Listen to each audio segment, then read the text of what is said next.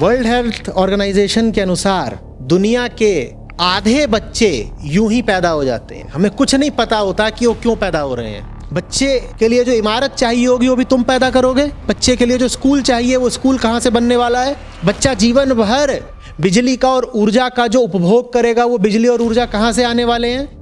को जीवन भर जो भोजन चाहिए होगा वो भी तुम पैदा करोगे। वो इमारत कहाँ से आएगी, वो कहाँ से आने वाला है, जंगल काट करके नहीं। तो बच्चा तो आप पैदा कर रहे हैं और उसका दुष्परिणाम झेले पूरी दुनिया। और फिर आप कहेंगे कि ये तो मेरा व्यक्तिगत मसला है, पर्सनल मैटर है। कैसे भाई? घर में एक 10 रुपए की चीज भी लाते हो तो नाप तोल के लाते हो कि नहीं लाते हो, बोलो। तो कुल मिला जो ला करके 99.9% जो संतानें पैदा हो रही हैं वो ऐसे ही पैदा हो रही हैं। कोई नहीं जानता वो क्यों पैदा हो रही हैं। मेरी बुआ जी ने भी पैदा किया, मेरी ताई जी ने भी पैदा किया, मेरी अम्मा ने पैदा किया, तो मेरी बीवी भी पैदा करेगी। कबूतरी ने बच्चा दिया कि नहीं दिया? दिया, तो मैं भी बच्चा दूंगी। तुम समझना भी नहीं चाहते कि तुम जो कर रहे हो क्यों कर रहे हो। तुम्हें लग रहा है कि सब करते हैं, मेढकों के भी बच्चे होते हैं, हमारे भी होंगे।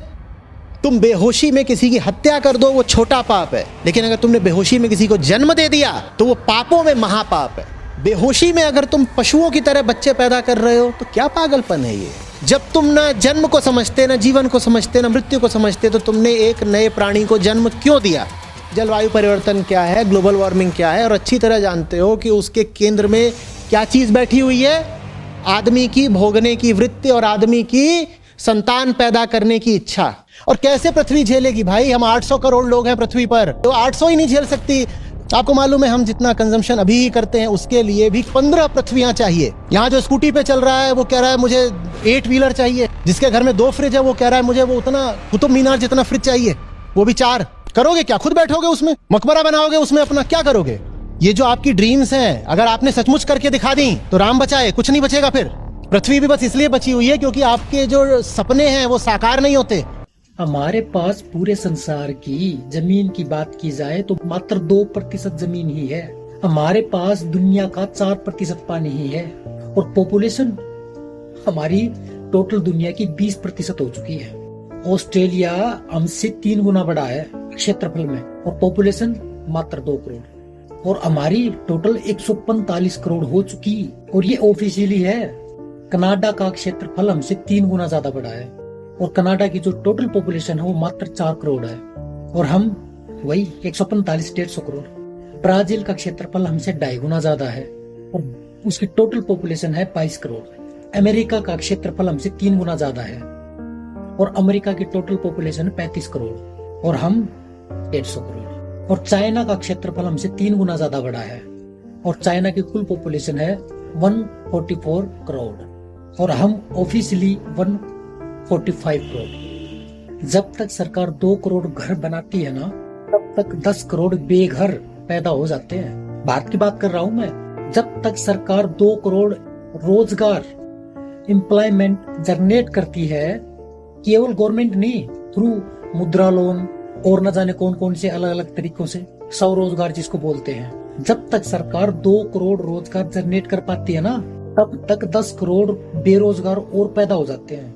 और नतीजा ये है, जब भारत की पॉपुलेशन 40 करोड़ थी तो भारत में 4 करोड़ लोग गरीबी रेखा से नीचे थे, यानी 10% गरीबी रेखा के नीचे थे, 90% गरीबी रेखा के ऊपर थे।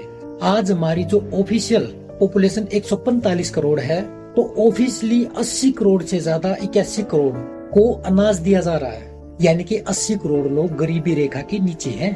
तो पहले गरीबी रेखा के नीचे 10% लोग थे, आज गरीबी रेखा के नीचे कम से कम 60% लोग हैं। 80 करोड़ लोगों को अगर मुफ्त में राशन देना पड़ रहा है, ये गर्व की बात नहीं है, ये शर्म की बात है, ये फेलियर है हमारी सरकारों का। और ये केवल मैं अब की सरकार की बात नहीं कर रहा हूँ, मैं शुरू से अब तक जो सरकारें बनी है उन सबका फेलियर है ये।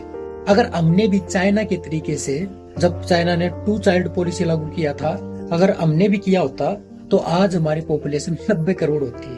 तो मुझे लगता है तो आज एयर पोल्यूशन भी कम होता, वाटर पोल्यूशन भी कम होता, नॉइज यानी साउंड पोल्यूशन भी कम होता और जो गरीबी, भूखमरी, कुपोषण है ये भी कम होता। बहुत सारी समस्याओं का समाधान हो गया होता। और आज भी मेरा ये मानना है, जब तक आप यूनिफॉर्म सिविल कोड के साथ पॉपुलेशन को कंट्रोल नहीं करते या उसको लागू नहीं करेंगे, तब तक चाहे कोई भी सरकार आ जाए, चाहे कुछ भी आ जाए, कोई भी स्कीम आप लगा लो, वो सफल नहीं हो सकती। हमेशा एक गैप बना ही रहेगा।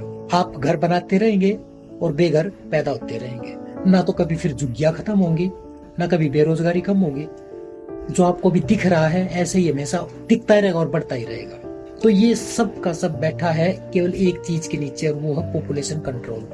तो एक ही पॉलिसी हमारे देश में अभी लागू हो सकती है, होनी चाहिए, हम दो हमारे दो, इससे ज्यादा नहीं। मैं तो बल्कि ये कहूंगा केवल एक, मात्र एक। कई लोग बोलते हैं कि चाइना की जो पॉपुलेशन है वो बूढ़ी हो गई। वो इसलिए नहीं हो गई थी कि हम दो हमारे दो के बीच में कोई बात उठ गई थी, उन्होंने हम दो हमारा एक वाली पॉलिसी लागू की थी कभी, इसलिए वहां पे थोड़ी सी गड़बड़ हो गई थी। इसलिए हमारा जो स्टैंडर्ड है हम दो हमारे दो में, तो इसमें कोई कमी नहीं आने वाली। एक और बड़ा ही भद्दा उदाहरण दिया जाता है कि शिक्षा के साथ पॉपुलेशन कम किया जा सकता है। एक बात बताइए, भारत के अंदर सबसे ज्यादा शिक्षा जो है, एजुकेशन जो है, तो हेलमेट पहनने के बारे में है। हेलमेट पहनने के लिए कानून क्यों है? हटा दीजिए कानून, लोग फिर अपने आप हेलमेट पहनेंगे। सबसे ज्यादा एजुकेशन है कार चलाने वाले के लिए सीट बेल्ट लगाना है, फिर कानून क्यों इसके बारे में? सीट बेल्ट नहीं लगाओगे तो आपको दंड मिलेगा, हेलमेट नहीं पहनोगे तो आपको दंड मिलेगा। इसलिए मेरा मानना है अगर पॉपुलेशन कंट्रोल करना है तो दंड की व्यवस्था करनी पड़ेगी इसमें। अब ये दंड क्या हो सकते हैं? अगर आपने 2 चाइल्ड पॉलिसी फॉलो नहीं की तो आपकी सिटीजनशिप खत्म हो जाएगी, आपका वोटर राइट खत्म हो जाएगा, तब जाकर के इम्प्लीमेंट हो पाएगा शायद। ऐसे नहीं हो सकता कि आप 2 चाइल्ड पॉलिसी अपना लो, तुम्हें 50,000 रुपए दे देंगे, उसमें बहुत ज्यादा करप्शन होने की संभावना है, हो ही जाएगा। इसलिए वो सब नहीं करना चाहिए, सीधे दंड की व्यवस्था करो। सीट बेल्ट न लगाने पर दंड की व्यवस्था है ना, तो ज्यादा बच्चा पैदा करने में दंड न देने की व्यवस्था क्यों नहीं होनी चाहिए? होनी चाहिए, बिल्कुल होनी चाहिए, सीधी सीधी होनी चाहिए। जो फॉलो करेगा उसको कोई फर्क पड़ना नहीं इस पे। तो इसका दाएं बाएं करके जो लोग विरोध कर रहे हैं, एक्चुअली फिर उनके मन में कुछ अलग है, वो जानते ही नहीं, फिर इसके बारे में वो जानना ही नहीं चाहते। उनके ऊपर शंका संदेह करने की जरूरत है, वो लोग ऐसा क्यों कर रहे हैं। तो ये सब इस तरह के निर्णय अगर सरकार ले तो शायद पॉपुलेशन के ऊपर कंट्रोल किया जा सकता भारत के अंदर। वरना तो आप देख ही रही है जो चल रहा है, उसको कैसे रोकना है, कैसे रोका जा सकता है, उसके लिए आचार्य प्रशांत हैं, वो जोर लगा रहे हैं। क्योंकि भाई पॉपुलेशन को चाहिए रिसोर्स, रिसोर्स कहां से लेके आओगे? पृथ्वी तो उतनी है, भारत भी उतना ही है, कहां से लेके आओगे रिसोर्स? कितने रिसोर्स बना लोगे? तो इसलिए पॉपुलेशन का कम होना जरूरी है।